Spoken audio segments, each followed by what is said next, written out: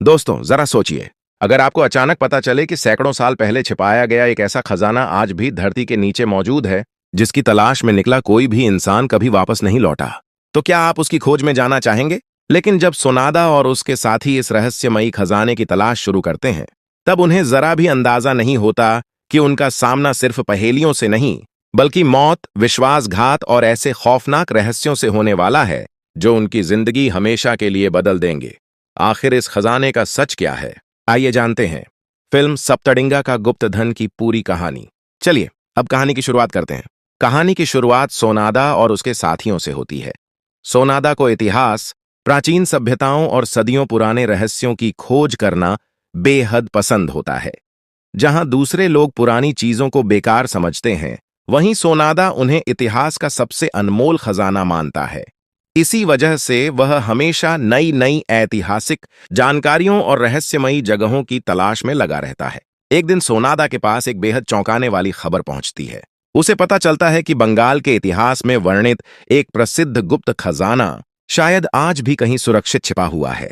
सोनादा जब पुराने दस्तावेजों की गहराई से जांच करता है, तब उसे पता चलता है कि यह रहस्य सीधे बंगाल के महान शासक राजा प्रतापादित्य से जुड़ा हुआ है।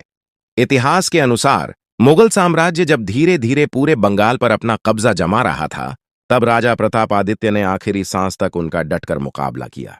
लेकिन युद्ध के दौरान उन्हें यह एहसास हो गया कि अगर उनकी हार हुई तो वर्षों से इकट्ठा किया गया अनमोल खजाना मुगलों के हाथ लग जाएगा। इसी वजह से राजा प्रतापादित्य ने अपने सबसे भरोसेमंद सैनिकों और सहयोगियों की मदद से उस खजाने को एक बेहद गुप्त स्थान पर छिपाने का फैसला किया। कहा जाता है कि उस समय इस अनमोल संपत्ति को सप्तड़िंगा नाम के विशाल युद्धपोतों में रखा गया था। ये साधारण नावें नहीं थीं, बल्कि उस दौर के सबसे शक्तिशाली और विशाल जहाजों में गिनी जाती थीं। लेकिन अचानक एक दिन ये जहाज रहस्यमयी तरीके से गायब हो गए। कुछ लोगों का मानना था कि वे नदी में डूब गए, जबकि कई इतिहासकारों का विश्वास था कि राजा प्रतापादित्य ने मुगलों को धोखा देने के लिए खुद उन जहाजों और खजाने को ऐसी गुप्त जगह छिपा दिया जहां कोई कभी पहुंच ही न सके। सदियां बीत गईं, मुगल साम्राज्य भी इतिहास बन गया, लेकिन सप्तड़िंगा के गुप्त धन का रहस्य कभी सामने नहीं आया। आज तक किसी को नहीं पता कि वह खजाना सच में कहां छिपा है। और अब सोनादा के हाथ जो सुराग लगे हैं, वे शायद पहली बार इस सदियों पुराने रहस्य का पर्दाफाश कर सकते हैं। शुरुआत में उसे भी इस बात पर पूरा विश्वास नहीं होता, क्योंकि इस खजाने की कहानी कई सालों से सिर्फ एक लोक कथा मानी जाती रही है।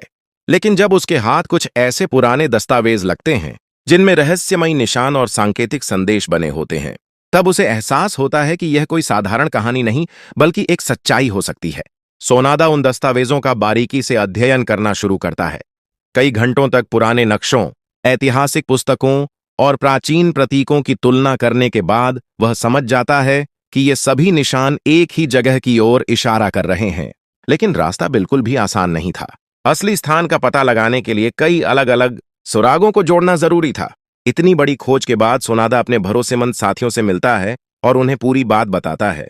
पहले तो सभी को लगता है कि शायद ये सिर्फ एक कल्पना है, लेकिन जैसे जैसे सोनादा उन्हें सबूत दिखाता है, उनका शक धीरे धीरे यकीन में बदलने लगता है। अब सभी लोग इस रहस्य को सुलझाने और उस गुप्त खजाने तक पहुंचने का फैसला करते हैं, लेकिन उन्हें बिल्कुल भी अंदाजा नहीं था कि उनकी हर गतिविधि पर किसी की नजर पहले से ही बनी हुई है। कुछ ऐसे लोग भी थे जिन्हें इस खजाने की जानकारी मिल चुकी थी। फर्क सिर्फ इतना था कि जहां सोनादा इतिहास को बचाना चाहता था, वहीं वे लोग सिर्फ दौलत के लालच में किसी भी हद तक जाने के लिए तैयार थे। इसी बीच सोनादा और उसकी टीम अपनी खोज शुरू कर देती है। वे पुराने मंदिरों, वीरान महलों और सदियों पुराने खंडहरों तक पहुंचते हैं। हर जगह उन्हें कोई न कोई नया सुराग मिलता है। कभी किसी दीवार पर बना अजीब निशान, तो कभी किसी मूर्ति के नीचे छिपा सांकेतिक संदेश। हर सुराग उन्हें अगले पड़ाव तक ले जाता है, लेकिन साथ ही खतरा भी लगातार बढ़ता जाता है। धीरे धीरे उन्हें एहसास होने लगता है कि यह रास्ता सिर्फ बुद्धि की परीक्षा नहीं, बल्कि हिम्मत की भी परीक्षा है। छोटी सी गलती उनकी पूरी यात्रा खत्म कर सकती थी। फिर भी सोनादा पीछे हटने वालों में से नहीं था। उसके लिए यह सिर्फ खजाने की खोज नहीं, बल्कि इतिहास के सबसे बड़े रहस्य को दुनिया के सामने लाने का मिशन बन चुका था। लेकिन उन्हें नहीं पता था कि उनकी जिंदगी का सबसे खतरनाक मोड़ अब बस कुछ ही कदम दूर था। सोनादा और उसके साथी उन पुराने दस्तावेजों में दिए गए संकेतों का पीछा करते हुए एक प्राचीन मंदिर तक पहुंच जाते हैं। पहली नजर में यह मंदिर पूरी तरह सुनसान दिखाई देता है। चारों तरफ घनी झाड़ियां, टूटी हुई मूर्तियां और सदियों पुरानी दीवारें देखकर साफ पता चलता है कि यहां कई वर्षों से कोई इंसान नहीं आया है। सोनादा मंदिर की दीवारों पर बने अजीब निशानों को ध्यान से देखने लगता है। कुछ देर बाद उसे महसूस होता है कि यह साधारण नक्काशी नहीं, बल्कि एक सांकेतिक भाषा है। वह उन प्रतीकों को पुराने दस्तावेजों से मिलाता है और धीरे धीरे एक नया सुराग उसके सामने आने लगता है। उसी समय उसकी टीम का एक सदस्य गलती से एक पत्थर पर पैर रख देता है। अगले ही पल मंदिर के अंदर तेज आवाज गूंजने लगती है, जमीन हिलने लगती है और दीवारों में छिपे कई गुप्त दरवाजे खुल जाते हैं। सभी लोग घबरा जाते हैं क्योंकि उन्हें समझ आ जाता है कि यह जगह साधारण नहीं, बल्कि खतरनाक जालों से भरी हुई है। सोनादा तुरंत सभी को शांत रहने के लिए कहता है। वह समझ जाता है कि जिसने भी इस खजाने को छिपाया था, उसने हर कदम पर ऐसे जाल बनाए थे ताकि कोई लालची इंसान आसानी से यहां तक न पहुंच सके। सावधानी से आगे बढ़ते हुए उन्हें एक पुराना पत्थर का कमरा दिखाई देता है। कमरे के बीचों बीच एक विशाल पत्थर रखा होता है, जिस पर कुछ रहस्यमयी शब्द खुदे हुए होते हैं। सोनादा उन शब्दों को पढ़ने की कोशिश करता है। कई मिनट तक सोचने के बाद वह उस पहेली का अर्थ समझ जाता है, और जैसे ही वह सही क्रम में पत्थरों को दबाता है, कमरे की एक गुप्त दीवार धीरे धीरे खुलने लगती है। दीवार के पीछे उन्हें कोई खजाना नहीं मिलता, बल्कि एक और प्राचीन नक्शा मिलता है। अब सोनादा समझ जाता है कि असली खजाना अभी बहुत दूर है। यह तो सिर्फ पहला पड़ाव था। दूसरी तरफ कुछ नकाबपोश लोग दूर से उन सभी पर नजर रख रहे होते हैं। वे लोग चाहते हैं कि सोनादा सारे सुराग उनके लिए ढूंढता रहे और आखिर में वे उससे खजाना छीन लें। इसलिए वे अभी तक सामने नहीं आते और चुपचाप उनका पीछा करते रहते हैं। सोनादा को भी धीरे धीरे एहसास होने लगता है कि कोई लगातार उनका पीछा कर रहा है, लेकिन सबूत न होने की वजह से वह किसी से कुछ नहीं कहता। वह सिर्फ अपनी टीम को और ज्यादा सतर्क रहने के लिए कहता है। नए नक्शे में एक ऐसी जगह का जिक्र होता है जिसका नाम इतिहास की किताबों में लगभग मिट चुका है। कहा जाता है कि वहीं से सप्तडिंगा के गुप्त खजाने तक पहुंचने का असली रास्ता शुरू होता है। बिना समय गंवाए सोनादा और उसके साथी उस नई मंजिल की ओर निकल पड़ते हैं, लेकिन उन्हें जरा भी अंदाजा नहीं होता कि आगे उनका सामना ऐसे दुश्मन से होने वाला है जो उनसे कई कदम आगे की सोच चुका है, और यहीं से उनकी जिंदगी का सबसे खतरनाक सफर शुरू होने वाला था। सोनादा और उसकी टीम लगातार कई घंटों तक सफर करने के बाद आखिरकार उस जगह पहुंच जाती है जिसका जिक्र पुराने नक्शे में किया गया था। यह जगह घने जंगलों के बीच छिपी हुई थी। चारों तरफ इतना सन्नाटा था कि सिर्फ पक्षियों की आवाज और पेड़ों से टकराती हवा की सरसराहट ही सुनाई दे रही थी। जंगल के बीचों बीच उन्हें एक बेहद पुराना खंडहर दिखाई देता है। पहली नजर में वह किसी साधारण इमारत जैसा लगता है, लेकिन जैसे ही सोनादा उसकी दीवारों पर बने निशानों को देखता है, उसके चेहरे पर मुस्कान आ जाती है। वह समझ जाता है कि वे सही रास्ते पर हैं।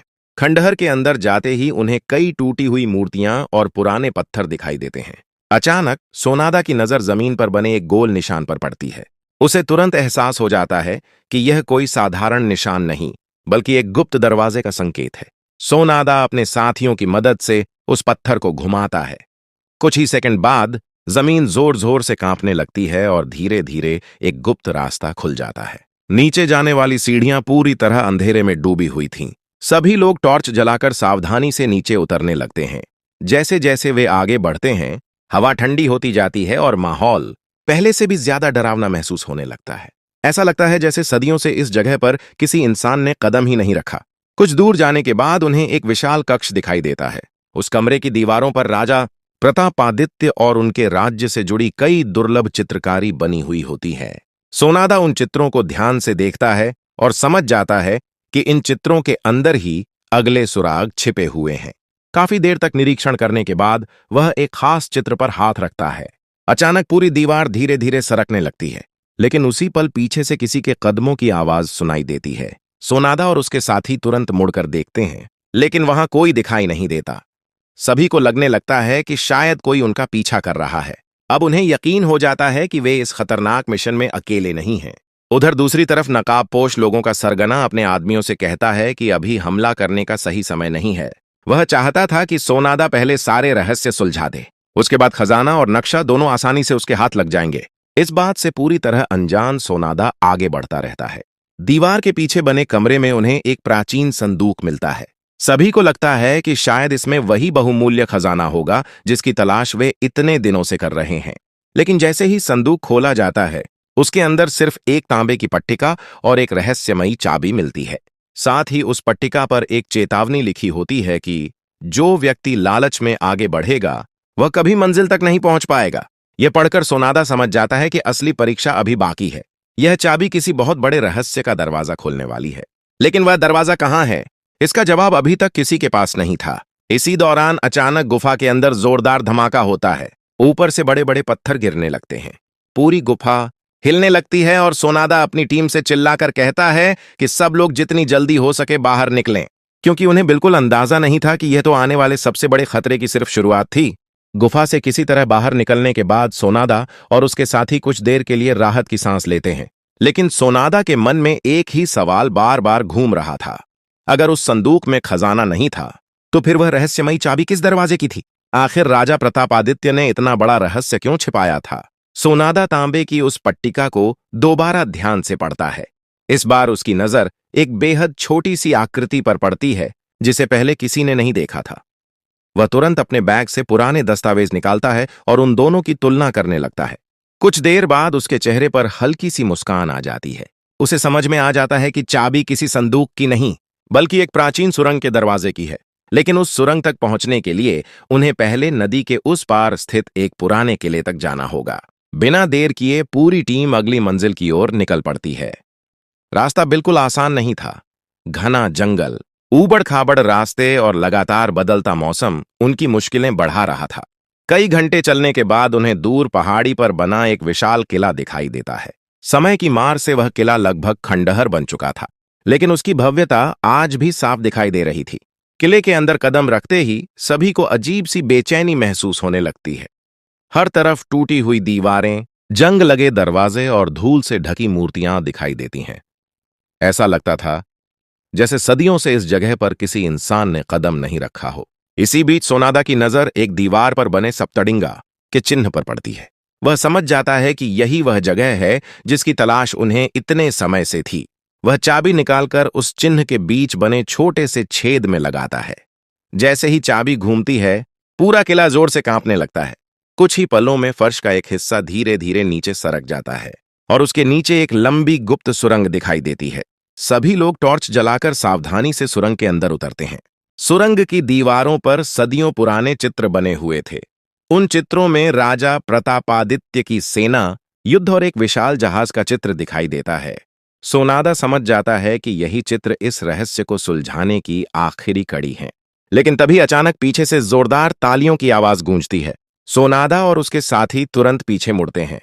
इस बार वह रहस्यमयी दुश्मन सामने आ चुका था जो शुरू से ही उनका पीछा कर रहा था। उसके साथ कई हथियारबंद आदमी भी थे।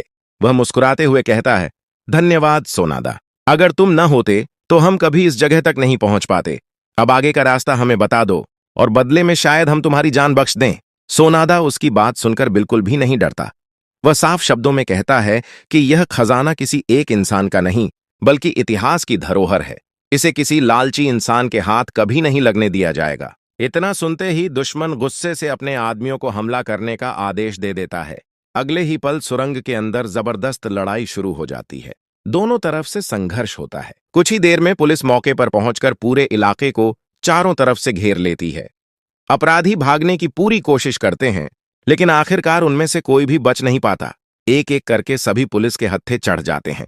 इसके बाद सोनादा उस ऐतिहासिक खजाने को खुद भारत सरकार के हवाले कर देता है, क्योंकि उसके लिए यह खजाना किसी एक इंसान की निजी संपत्ति नहीं बल्कि बंगाल के गौरवशाली इतिहास की एक अनमोल धरोहर था। सोनादा की ईमानदारी और बहादुरी की हर कोई दिल खोलकर तारीफ करता है। वहीं प्रोफेसर विश्वनाथ चौधरी भी गर्व के साथ कहते हैं कि वर्षों के इंतजार के बाद आखिरकार उनके पूर्वजों द्वारा सौंपी गई जिम्मेदारी सही इंसान के हाथों पूरी हुई और इसी के साथ सदियों पुराने सप्तडिंगा के गुप्त धन का रहस्य हमेशा के लिए सुलझ जाता है। इतिहास के पन्नों में खोया हुआ वह अमूल्य खजाना एक बार फिर देश की धरोहर बन जाता है। इसी के साथ खत्म होती है सप्तडिंगा के गुप्त धन की यह शानदार, रोमांचक और रहस्यों से भरपूर कहानी। अगर आपको ऐसी ही शानदार मूवी एक्सप्लेनेशन पसंद आती है तो हमारे चैनल सिनेमा कहानी को अभी सब्सक्राइब कर लीजिए।